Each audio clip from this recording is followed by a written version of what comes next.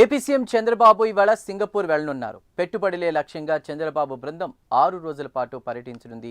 నవంబర్లో విశాఖలో జరిగే సదస్సుకు సింగపూర్ పారిశ్రామికవేత్తలను ఆహ్వానించనున్నట్టు తెలుస్తోంది. ఈ పర్యటనలో భాగంగా ప్రవాసాంధ్రులతో సీఎం చంద్రబాబు భేటీ కానున్నట్లు సమాచారం. డీటెయిల్స్ ని ఫీల్డ్ రిపోర్ట్ ద్వారా మా ప్రతినిధి శ్రీనివాస్ అందిస్తారు. శ్రీనివాస్. Thank you Chandu.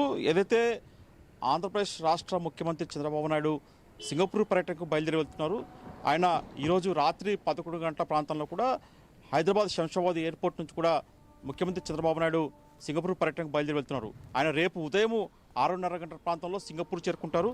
ముఖ్యమంత్రి చంద్రబాబు నాయుడు బృందంలో మటుకు మంత్రులు ఐటీ విద్యాశాఖ మంత్రి నారా లోకేష్, అలాగే పురపాలక శాఖ మంత్రి నారాయణ, అలాగే పరిశ్రమల శాఖ మంత్రి టీజీ భరత్తో పాటు, అలాగే పరిశ్రమల శాఖ ముఖ్య కార్యదర్శి యువరాజ్తో పాటు మరికొందరు అధికారులు కూడా మొత్తం 8 మంది అధికారుల బృందంతో కూడా ముఖ్యమంత్రి చంద్రబాబు నాయుడు సింగపూర్ పర్యటనకు వెళ్తున్నారు. రేపటి నుంచి సింగపూర్లో ఆయన వివిధ కార్యక్రమాలు కూడా పాల్గొంటారు. దాదాపు 6 రోజుల పాటు కూడా ఆయన సింగపూర్లో పర్యటిస్తారు. అయితే ప్రధానంగా చూసుకుంటే ఆంధ్రప్రదేశ్లో రాష్ట్రంలో పెట్టుబడుల లక్ష్యంగా సీఎం చంద్రబాబు నాయుడు ఈ సింగపూర్ పర్యటన కొనసాగే అవకాశం ఉంటుంది. ప్రధానంగా చూసుకుంటే బ్రాండ్ ఏపీ ప్రమోషన్తో పెట్టుబడులే లక్ష్యంగా పెట్టుబడుల సాధన కోసం కూడా రేపటి నుంచి 5 రోజుల పాటు కూడా సీఎం చంద్రబాబు నాయుడు అక్కడ సింగపూర్లో పర్యటించబోతున్నారు. అయితే ఇక్కడ సింగపూర్ పర్యటనలో భాగంగా వివిధ ప్రముఖ సంస్థలతో, అలాగే ప్రముఖ సంస్థల సీఈఓలతో కూడా, అలాగే పారిశ్రామికవేత్తలతో కూడా సీఎం చంద్రబాబు నాయుడు వరుస భేటీలు జరిపే అవకాశం ఉంటుంది. ప్రధానంగా చూసుకుంటే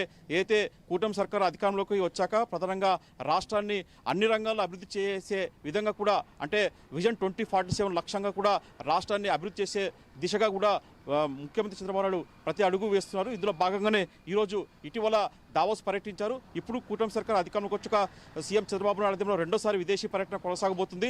రేపటి నుంచి ఆయన సింగపూర్లో పర్యటించబోతున్నారు. అయితే రేపు మొదటి రోజు మటుకు సింగపూర్లో Telugu diaspora from South East Asia అనే కార్యక్రమంలో సీఎం చంద్రబాబు నాయుడుతో పాటు, అలాగే మంత్రులు నారా లోకేష్, అలాగే టీజీ భరత్, అలాగే నారాయణతో పాటు ఇతర అధికారులు కూడా పాల్గొంటారు. ఇక్కడ సింగపూర్తో పాటు ఈ సమావేశంలో మలేషియా, అలాగే ఫిలిప్పీన్స్, అలాగే థాయిలాండ్ సహా ఇతర దేశాల లోని వివిధ తెలుగు ప్రజలకు సంబంధించిన వాళ్ళు ఎన్ఆర్ఐలు ఎవరు ఉన్నారో ఈ సమావేశంలో పాల్గొంటారు.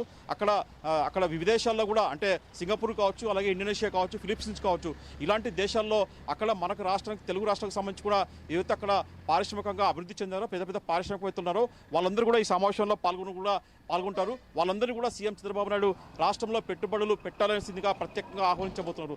రాష్ట్రంలో సంబంధించి కూడా ఏదైతే ఇక్కడ పారిశ్రామిక పాలసీ కావచ్చు, అంటే కూటమి సర్కార్ అధికారంలోకి వచ్చాక కొత్తగా ఇండస్ట్రీ పాలసీని తీసుకొచ్చింది. ఆ ఇండస్ట్రీ పాలసీతో పాటు ఇక్కడ రాష్ట్రంలో ఉన్న వనరులు కావచ్చు, అలాగే పోర్ట్లు కావచ్చు, అలాగే తీర ప్రాంతం కావచ్చు, అలాగే భూమి లభ్యత కావచ్చు, అలాగే నీటి లభ్యత కావచ్చు, ఇలా పరిశ్రమల ఏర్పాటుకు కావాల్సిన ఏదైతే ఇక్కడ వనరులు, అంటే మెయిన్గా చెప్పాలంటే ఇట్లాంటి వనరులతో పాటు అలాగే మానవ వనరులు, ఎంతో నైపుణ్యం ఉన్న మానవ వనరులు కూడా ఇక్కడ ఆంధ్రప్రదేశ్ రాష్ట్రంలో ఉన్నారు అనే అంశాలను కూడా ఆయన సింగపూర్ వేదిక కూడా అక్కడ పారిశ్రామికవేత్తలకు ఇక్కడ పెట్టుబడులు పెట్టే విధంగా కూడా చంద్రబాబు నాయుడు పిలిపించే అవకాశం ఉంటుంది. అలాగే ఏపీ ఎన్ఆర్టీ, అంటే ఆంధ్రప్రదేశ్ రాష్ట్ర ఎన్ఆర్టీకి సంబంధించిన కొందరు ఈ సమావేశానికి దాదాపు 15 మంది పైగా ప్రతినిధులు కూడా హాజరయ్యే అవకాశం ఉంటుంది. అలాగే సింగపూర్లోని వన్ వరల్డ్ ఇంటర్నేషనల్ స్కూల్లో కూడా ఒక సదస్సు ఏర్పాటు చేస్తున్నారు. ఈ సదస్సుకు కావాల్సిన అన్ని ఏర్పాట్లు ఇప్పటికే ఏపీ ఎన్ఆర్టీ ప్రతినిధులు కావచ్చు, అలాగే రాష్ట్రానికి సంబంధించిన అధికారులు ఇప్పటికే అక్కడ చేరుకున్న వాళ్ళు ఈ సదస్సుకు కావాల్సిన అన్ని ఏర్పాట్లు అక్కడ చేశారు. అలాగే ఆంధ్రప్రదేశ్కు చెందిన ప్రధానంగా చూసుకుంటే ఇక్కడ ఉండే నిరుద్యోగత కూడా ఉద్యోగ అవకాశాలు కల్పించాలని చెప్పేసి కూడా కూటమి సర్కారు ముందుకు వెళ్తుంది. ఇప్పటికే దీనికి సంబంధించి కూడా, అంటే మన దేశంతో పాటు వివిధ దేశాల్లో, అంటే విదేశాల్లో కూడా, అంటే సింగపూర్ కావచ్చు, ఫిలిప్పీన్స్ కావచ్చు, ఇలా విదేశాల్లో కూడా వాళ్ళకు నిరుద్యోగ యువత కూడా ఉద్యోగ ఉపాధి అవకాశాలు ఎంతవరకు లభిస్తాయని చెప్పేసి కూడా అక్కడ ఉండే మన తెలుగు పారిశ్రామికవేత్తలతో కూడా చంద్రబాబు నాయుడు వాళ్ళతో చర్చించి వాళ్ళకు ఉపాధి కల్పించే విధంగా కూడా ఒక చర్యలు తీసుకునే అవకాశం ఉంటుంది. వాళ్ళ సలహాలు సూచనలు తీసుకునే అవకాశం ఉంటుంది. అలాగే వివిధ దేశాల్లో తెలుగు వారిని ఏపీ అభివృద్ధిలో భాగస్వామ్యం చేసే లక్ష్యంగా కూడా సింగపూర్ పర్యటన కొనసాగుతుందని చెప్పుకోవచ్చు.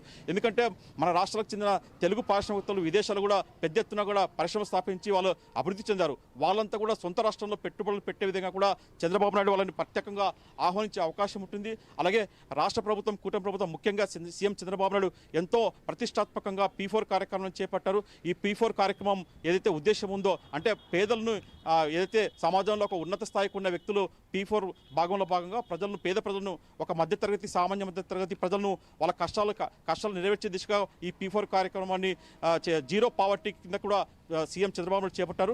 ఈ కార్యక్రమంలో భాగంగా అక్కడ ఉండే మన తెలుగు వాళ్ళని కూడా ఇక్కడ P4 కార్యక్రమాన్ని వివరించి వాళ్ళని భాగస్వామ్యం చేసే విధంగా కూడా సీఎం చంద్రబాబు నాయుడు అక్కడ వాళ్ళకు పిలిపించే అవకాశం ఉంటుంది. అలాగే పలు విదేశాల నుంచి, ఏపీ నుంచి కూడా ఎగుమతులు పెంచడానికి ఉన్న ఏదైతే అవకాశాలు ఉన్నాయో వాటిపైన కూడా అక్కడ ఉండే ప్రతినిధులతో కూడా సీఎం చంద్రబాబు నాయుడు చర్చించే అవకాశం ఉంటుంది. ఎందుకంటే రాష్ట్రానికి సంబంధించిన ఇక్కడ నుంచి ఎక్కువ అంటే చేపలు కావచ్చు, రొయ్యలు కావచ్చు, వివిధ కూరగాయలు కావచ్చు, వివిధ పండ్లు కావచ్చు, ఇలా ఇక్కడ నుంచే పంటలు కావచ్చు, రాష్ట్రానికి సంబంధించి కూడా అన్ని రకాల ఉత్పత్తులు ఏ ఉన్నాయో వాటిని విదేశాలకు తీసుకెళ్తే మటుకు ఇక్కడ నుంచి ఇక్కడ ఎగుమతి పెరిగితే మటుకు ఇక్కడ మన రాష్ట్రానికి సంబంధించి కూడా ఆదాయం పెరిగే అవకాశం ఉంటుంది. అక్కడ అలాగే ఉపాధి, ఉద్యోగ అవకాశం పెరిగే అవకాశం ఉంటుంది. ఇలాంటి అంశాలపైన కూడా సీఎం చంద్రబాబు నాయుడు సింగపూర్లో పలువురు కంపెనీ సీఈఓలతో కావచ్చు, ఇతర పరిశ్రమల దిగ్గజాలతో కావచ్చు, అక్కడ భేటీ అయ్యే అవకాశం ఉంటుంది. అలాగే స్కిల్ డెవలప్మెంట్ కార్యక్రమాల ద్వారా కూడా యువతకు ఉపాధి, ఉద్యోగ అవకాశాలు పెంచడం పైన కూడా సీఎం చంద్రబాబు నాయుడు ప్రత్యేకంగా చర్చించే అవకాశం ఉంటుంది.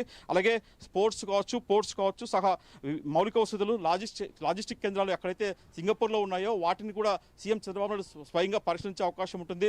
సీఎంతో పాటు మంత్రులు కూడా అవన్నీ పరిశీలిస్తారు. ఎందుకంటే మన రాష్ట్రంలో సింగపూర్లో ఏమేమి ఉన్నాయో, అక్కడ లాజిస్టిక్ కేంద్రాలు ఉన్నాయో ఇక్కడ మన రాష్ట్రంలో ఎంతవరకు ఏర్పాటు చేసుకోవచ్చు. అమరావతి ప్రాంతం కావచ్చు, వైజాగ్ కావచ్చు, తిరుపతి కావచ్చు, రాయలసీమ ప్రాంతంలో కావచ్చు, ఇక్కడ ఎలాంటి మనం పరిశ్రమలు ఏర్పాటు చేసేందుకు అవకాశం ఉంటుందో వాటిని కూడా అక్కడ సీఎం చంద్రబాబు నాయుడు పరిశీలించే అవకాశం ఉంటుంది. అలాగే సీఎం చంద్రబాబు నాయుడుతో పాటు ఈ మంత్రులంతా కూడా ఈ బృందం కూడా మొత్తం 6 రోజుల పాటు కూడా సింగపూర్లో పర్యటించే అవకాశం ఉంటుంది.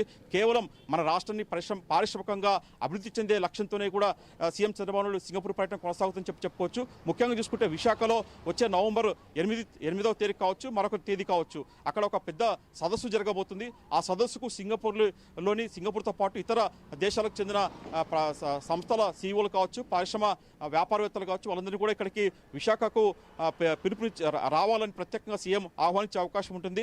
ఇక్కడ ఏపీలో వాళ్ళని పెట్టుబడులు పెట్టే లక్ష్యంగా కూడా సింగపూర్ పర్యటన కొనసాగించే అవకాశం ఉంటుంది. చందు, రేపు ఉదయం చంద్రబాబు నాయుడు సింగపూర్లో అడుగుపెట్టబోతున్నారు. సింగపూర్తో సీఎం చంద్రబాబు నాయుడుతో పాటు మంత్రుల బృందం కూడా అక్కడ పర్యటించి రాష్ట్ర అభివృద్ధికి తమ వంతు సహకారం అందించే అవకాశం ఉంటుంది. చందు. రైట్ శ్రీనివాస్.